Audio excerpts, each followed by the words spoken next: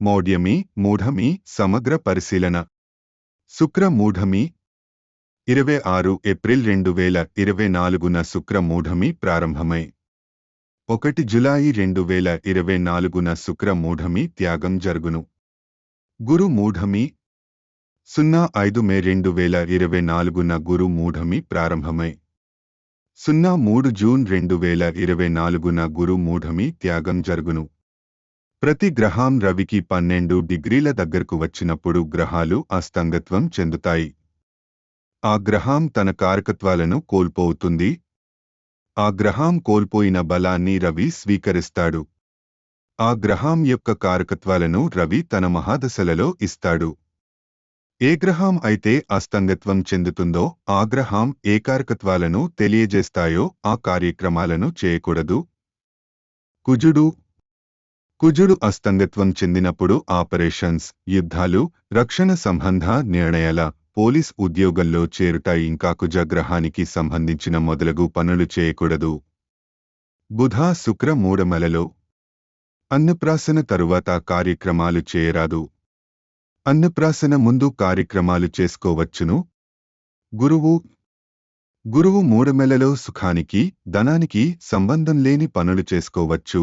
గురువు అస్తంగత్వం చెందినప్పుడు ఉపనయనం చేయటం మంచిది కాదు. శని అస్తంగత్వం చెందినప్పుడు ఉపాసన, దీక్ష, తపస్సు, మెడిటేషన్ వంటి పనులు చేయరాదు. మూఢమి అన్ని గ్రహాలకు ఉన్న గురు శుక్ర మౌఢ్యమి మాత్రమే మానవులపై ప్రభావం చూపుతుంది. ఈ మూఢమిలో జప, హోమాది శాంతులు, గ్రహ శాంతికి అభిషేకాలు, గండనక్షత్ర శాంతులు, అన్ని వ్రతాలు చేయవచ్చును.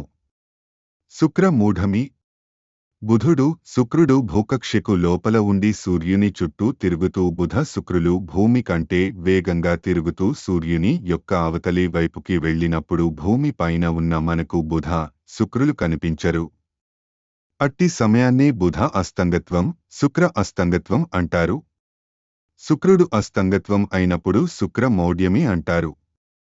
శుక్రుడు సూర్యునికి అవతలి వైపునకు వెళ్ళినప్పుడు ప్రాక్ అస్తంగత్వం అని, శుక్రుడు సూర్యునికి భూమికి మధ్య అస్తంగత్వం అయినప్పుడు పశ్చాద అస్తంగత్వం అంటారు.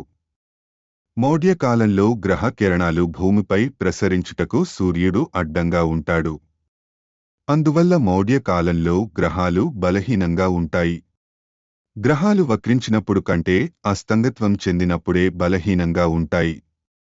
శుభగ్రహమైన శుక్రునకు మౌఢ్యమి వచ్చినప్పుడు సమస్త శుభకార్యాలు నిషిద్ధము. మౌఢ్యమిని మూఢమిగా వాడుక భాషలో పిలుస్తారు. ఈ మూఢమి సమయంలో నూతన కార్యక్రమములు చేయకూడదు. మూఢమి అంటే చీకటి. శుక్రుడు సూర్యగ్రహమునకు ముందు వెనుక 10 డిగ్రీల దూరములోపు శుక్రుడున్నట్లయితే అస్తంగత్వమునకు గురి అవును. అనగా శుక్రుడు తన తేజస్సును, ప్రభావాన్ని, శుభత్వాన్ని కోల్పోవును. అందువల్ల ఆ కాలములో చేసే శుభకార్యాలకు శుభగ్రహమైన శుక్ర బలం ఉండదు కాబట్టి శుభకార్యాలు చేయరాదు. కాబట్టి నిషేధ కాలముగా పరిగణించారు. అలాగే ముఖ్యముగా పెళ్లి చూపులు, వివాహ చేయరాదు, వాహన కొనుగోలు చేయరాదు.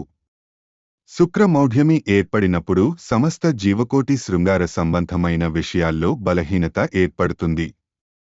వీర్యకణాలలో జీవత్వం, పటుత్వం ఉండదు. శుక్రమౌఢ్యమి కాలంలో ప్రసవం జరిగినప్పుడు శుక్రగ్రహ, రవిగ్రహ శాంతి చేయాలి. శుక్రదశ మహాదశ మరియు శుక్రుని అంతర్దశ నడుస్తున్న వాళ్లు చాలా జాగరూకులే ఉండాలి.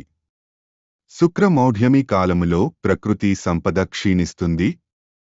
సముద్రం ఆటు పోటులలో మార్పులు వస్తాయి. శుక్రగ్రహ పాలిత ద్వీపాలకు, ప్రదేశాలకు భూకంప ప్రమాదాలు పొంచి ఉంటాయి. స్త్రీల మీద అత్యధికంగా అత్యాచారాలు జరిగే అవకాశాలుంటాయి. శుక్రుడు సంసార జీవితానికి, శృంగార జీవితానికి కారకుడు.